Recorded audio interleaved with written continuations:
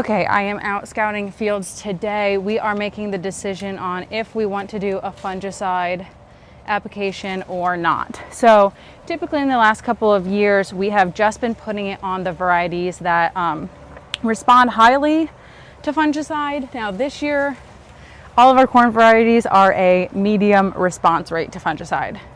Our other thing is that we have had a lot of tar spot in our area in the last couple of years. So I'm looking for that. This is my least favorite part of crop scouting, is walking out to where I want to look.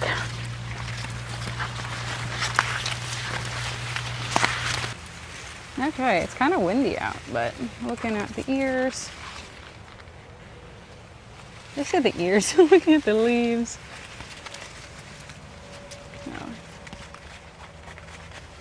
See some pollen. Now they said that tar spot starts now at the base of the plant and works its way up since it's living in our soils. The last couple of years it was kind of at the top and middle of the plant because it was getting blown in. But now that it's in our soils, it starts at the bottom. So there's a spot right there. Now, according to Beck's, they were saying that you really grow concerned once it's up here by the ear. And I'm not seeing a ton. I'm not seeing other disease. Here's a little something there. I'm not seeing a lot of disease pressure yet. Let's look at an ear itself. Now, I have very baseline knowledge of agronomy things. I mean, so here's the silk, open it up.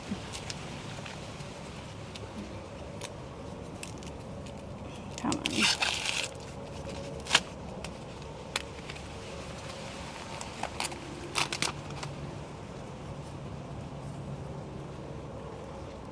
Okay, and so what I'm looking for here is that all of the kernels are there filled in. That's when you can start to get a count, you know, how many rows it is around and out. But yeah, I'd say that looks really good. Okay, we're in a different field now. Right off the bat, I see some insect feeding, like on that. As far as disease, I'm really not seeing much. I'm not really seeing anything up high. So we get like lower down here, these leaves.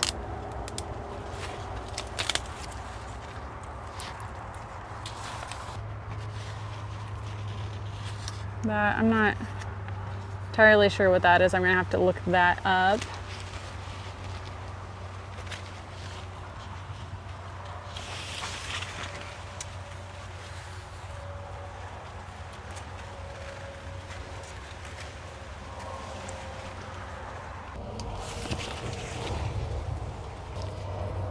Okay, let's see what this ear has going on.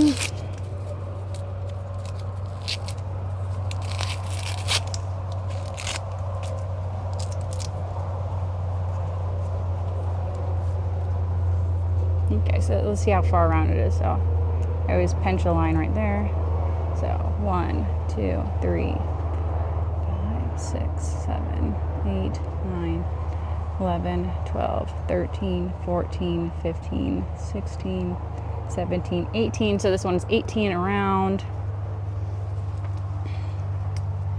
I'm not even gonna bother counting the bottom and the top because this thing has a long ways to go before I'm worried about what my yield is. But overall looks healthy.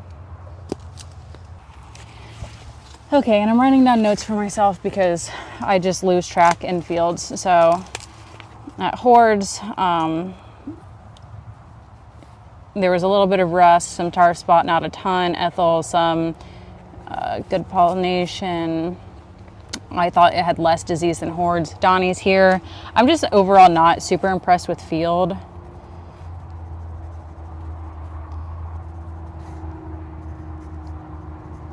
Just this ground is not as fertile as others. And I'm concerned by what I'm seeing at like the bottom of these plants. Okay, so like right here, that is insect feeding. and tar spot right in there. I am definitely seeing more disease on these lower leaves. But as we work our way up the plant, and that's maybe the beginning of a northern corn leaf blight. Once again, I am no agronomy expert. I hardly know the basics, but I don't like seeing that. Down here too, seeing. It might just also be like a nitrogen deficiency on some of these. The bottom, maybe they're just starting to fire some.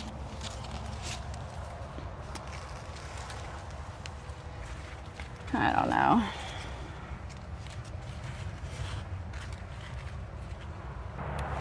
Maybe you want to look at some sad looking corn.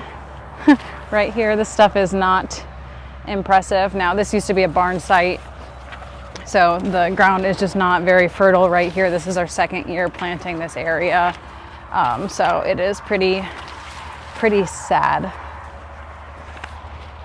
Okay, if you want to see the grossest thing they have in fields, in my opinion, is this. That is smut.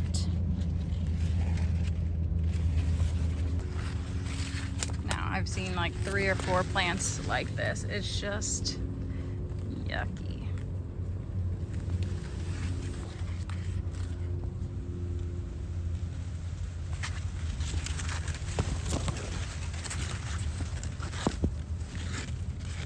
But overall, field's good. Okay, now we are in an 80-acre farm we call the Lynn farm. Initial thoughts, looks pretty clean. Once again, some stuff on the bottom leaves. Let's get another. So, working our way down, and again, this is mostly just pollen. And then when we get down into these bottom leaves, that's where we see some more issues. So some feeding. Again, those white dots, I need to figure out what they are. Silks are starting to turn. I really haven't found any tar spot in this particular field yet. Oh, there we go. See, when you go looking for it, that's when you find it. No, just starting. Yep. Like, so I wouldn't say it's an issue now, but I'd say we need to monitor it because it will become an issue later on. They also said the damp weather does not help. So if we had some kind of drier conditions, that might help kind of keep it at bay, from my understanding. I feel like this whole video is just a disclaimer that I don't know what I'm talking about. Let's look at a ear. That's a big ear. I'd like to show you that one, but let's be more realistic and look at this one.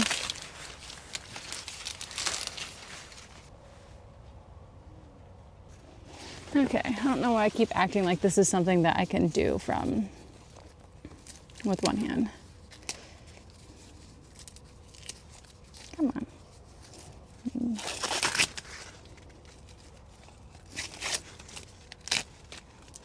This is definitely a smaller ear, but looks good.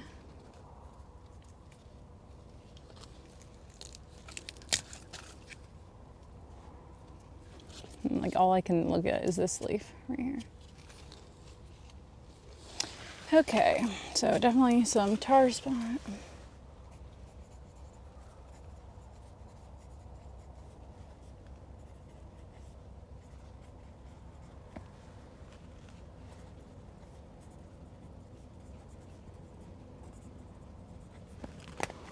Okay, so marking down that we found tar spot, but I'm really not seeing it on the taller plants, on the taller leaves. If I could just speak, that would be so cool. So yeah, finding it. No, I'm not even finding any.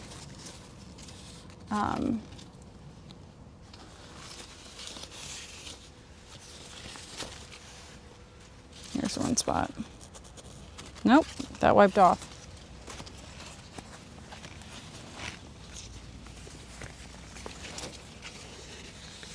There we go. Yep, and you can see it on both sides. So now that's like 4 leaves up. But as we get closer to the plants themselves, the ears themselves, why can't I say anything?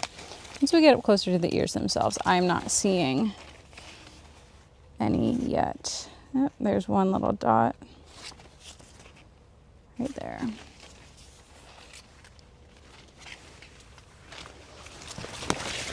Okay.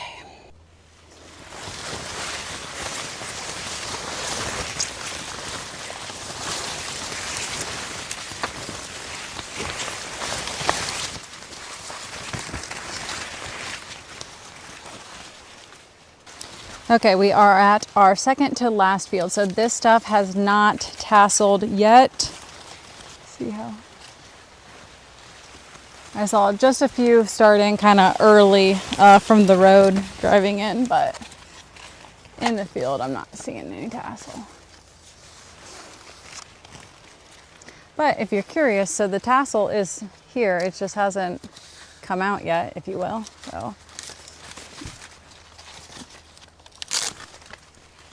So if you very carefully unroll these, there's a lot of moisture in here.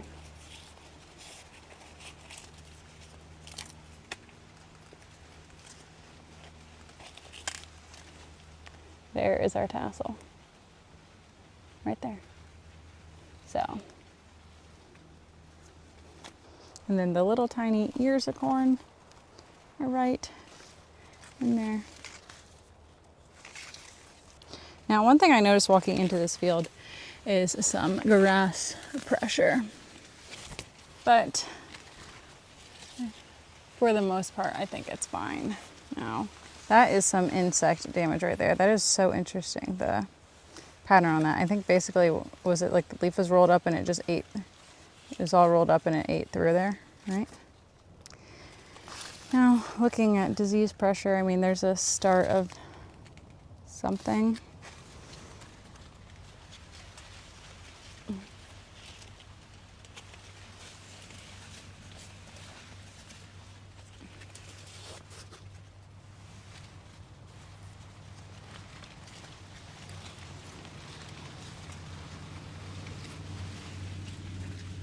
Now let's see if we can find some tar spot.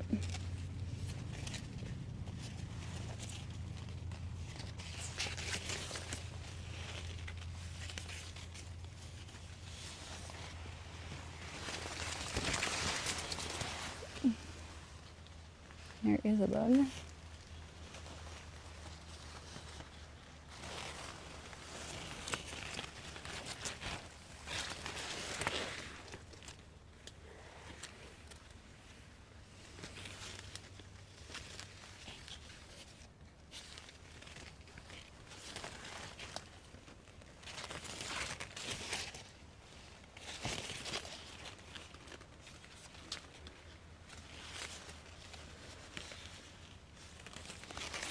Okay, so I'm seeing other stuff. I'm actually not seeing any tar spots specifically in this field yet.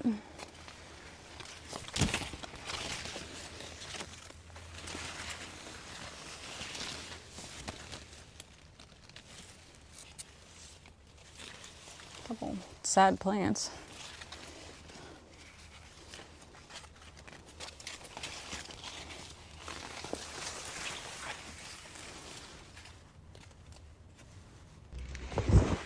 Okay, just talked to my seed dealer. She was talking about what stage I want to get it sprayed at. So I want to get it before it's at that sweet corn into that dough stage. So this is just like blistered. But she was also saying this weather is really good for not spreading tar spot because it's dry, it's not humid. And the forecast is pretty favorable for that too. So then that's just, I don't know, it gives me mixed emotions. Now she said they are spraying all of their medium response stuff. just for all the other extra added benefits. But I don't know, just with the corn market, I am just weary. Also, the fact that I don't spray my own stuff is just that added expense. Okay, this is the only bean field that I'm looking at today. JD was saying that on the hill, the beans look funky, and I agree, they do look funky. They're just like wavy, kind of different colors, so I'm just gonna go walk around up there. These are some pretty tall beans.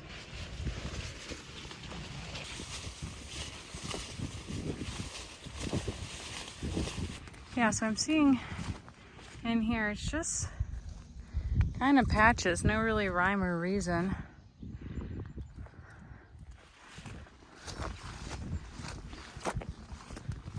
I don't know. Okay, I'm filming this after the fact, but Thursday afternoon, I made some decisions. I made 4 decisions. 1, do nothing on some. So some I'm just not gonna treat.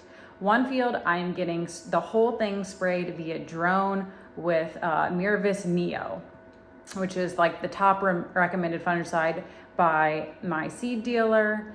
And someone else had said that would be their preferred one. And then, so 1 sprayed via drone. I've never had anything sprayed via drone before. I'm really excited to try that out. The other thing I'm trying is the same Miravis Neo with a ground rig. So our co-op has a Heggie, so they will drive it on, knock down some rows in the process, but you can put on more gallons per acre. So going to try that on the exact same variety field that was planted the same date. They're categorized to each other. So I'll get a comparison of drone versus ground driven rig. Now the ground driven rig, they are throwing an insecticide in it. So it's not going to be perfectly apples to apples comparisons, but they said, since they were making that pass, they might well put a little bit more protection out there for like $2 more an acre. The other thing I'm trying is the ground rig with Veltima. So Veltima is what I sprayed last year. It is a little bit cheaper than the Miravis Neo, and I had a really good luck with it, but I didn't compare it to other things. But like in the fields that we sprayed the fungicide, they won. They were our top fields. So I think that's still a good product. So I'm gonna have some different tests between those things on our earlier planted corn. I'm gonna make a game time decision later on our later planted fields. They say it pays more for the later planted fields because it really helps with like the stalk health, stuff like that. But like for these passes in the field to pay for themselves, I'm gonna need to make 9 to 12 bushels more. 9 to 12 bushels more to pay for it. Now, some people say you can have like a 40 to 60 yield decrease if you have a bad case of tar spot at the right time. So don't want to be spending a whole bunch of extra money, but I also don't want to have a horrible issue with tar spot just decimating yields.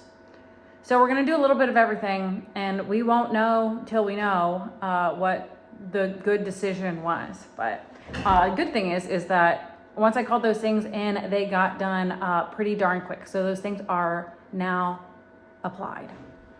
Okay, so 2 guys named Luke and Luke came out with their drone and sprayed this one field, and I tagged along for a decent while, and they were really nice answering all my questions while getting this stuff put on, because I just had lots of questions about the drone. So this, they can put 10 gallons in a tank, and then I'm spraying on 2 gallons an acre. So basically they can do 5 acres at a time. Now they have a whole bunch of different batteries. So basically whenever they come to fill, they just switch the battery out and put a new battery that's been charging in. And it's really cool to watch. It's very similar to when you have auto steer, like it knows exactly where it's going next. It'll tell you when it's going to be out and when it's going to be coming back to refill. On the controller, you can see exactly what it's doing. It has a camera on there. Just overall, very cool, very cool. Now, there's pros and cons of every option for spraying late in the season, because if you're spraying with a sprayer, you're going to run over some of your crops, but you can put more gallons per acre on. Now, we've also had stuff flown on with a crop duster before. However, they can't get perfectly exact where, this is putting on about the same number of gallons, but it's a lot more precise, in my opinion, from what I've seen. Now, since they're just using one drone, it does take a lot longer to get done, but we had some good days, a great forecast, so they had long days to be working in there. And what I really like is the drone really like gets down in that canopy. You can see it pushing that fungicide deep into the corn.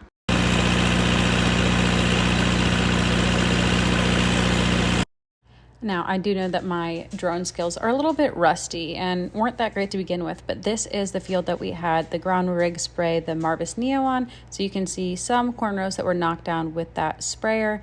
You can see those tile lines showing up. This was one of the fields that we just had tiled this winter. So at this angle, you can really see those tile lines shine through a little bit more. And we still had some wet areas, some drown out areas in this field, but definitely improvement from what it was like before. And since I'm trying a whole bunch of different options, we will see at harvest time what the right decision was. Stay tuned for that.